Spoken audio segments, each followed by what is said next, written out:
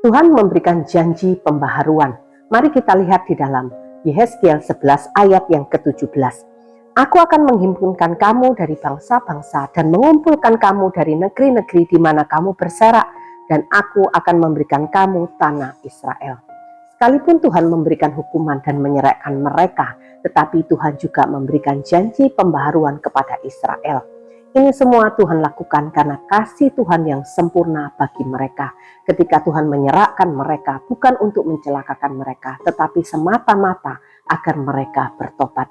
Dan tentunya ketika mereka mau mengalami janji pembaharuan, maka mereka tidak boleh lagi hidup seperti semau mereka sendiri, tetapi mereka akan hidup sesuai dengan perintah dan ketetapan-ketetapan Tuhan. Mereka harus hidup takut akan Tuhan. Dan ketika Tuhan menyerahkan mereka, tentunya mereka mengalami yang namanya ketidaknyamanan. Hal-hal yang tidak enak mereka rasakan. Tetapi ingatlah bahwa janji pembaharuan itu ada bagi mereka. Begitu pula dengan kita hari ini. Ketika kita sedang di titik nol, kita mengalami masalah, kita mengalami yang tidak namanya ketidaknyamanan. Mari kita jangan berputus asa, karena di dalam Tuhan itu ada pengharapan, di dalam Tuhan ada kesempatan, dan Tuhan memberikan janji pembaharuannya bagi kita semua. Bila hari ini kita mengalami masalah, baiklah kita melihat apakah masalah yang kita hadapi hari ini itu karena kesalahan kita di masa lalu.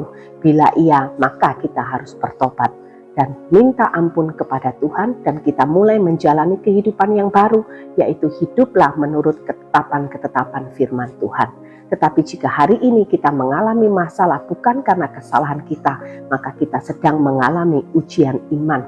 Tetaplah berharap kepada Tuhan, jangan berputus asa. Ingat bangsa Israel, sekalipun masalah yang mereka hadapi itu karena kesalahan mereka tegar tengkuk, tetapi Tuhan masih memberikan janji pembaharuan kepada mereka. Ketika hari ini kita mengalami masalah bukan karena kesalahan kita, Tuhan juga memberikan janji pembaharuan bagi kita. Biarlah ujian iman ini, proses iman ini bisa kita jalani dengan keteguhan iman kita, dengan tetap mengucap syukur dan tetap percaya kepada Tuhan bahwa satu hari kelak ujian ini pun juga akan selesai. Tuhan akan memberikan janji pembaharuan buat kita, bahwa ketika kita tetap taat, ketika kita tetap setia, ketika kita tetap mengasihi Tuhan di dalam ujian iman, dan ketika kita lulus, maka kita bisa melihat apa janji-janji Tuhan yang Tuhan berikan, itu akan Tuhan genapi di dalam kehidupan kita.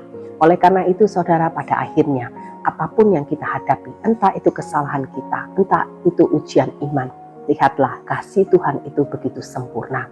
Kalau kita tahu kasih Tuhan itu begitu sempurna bagi kita, hendaknya itu mengingatkan kita untuk selalu menjaga kehidupan kita sesuai dengan kebenaran firman. Karena apa? Karena kita pun juga mau mengasihi Tuhan sama seperti Tuhan mengasihi kita. Apapun yang terjadi, ingatlah ada janji pembaharuan Tuhan bagi kita. Tetap semangat.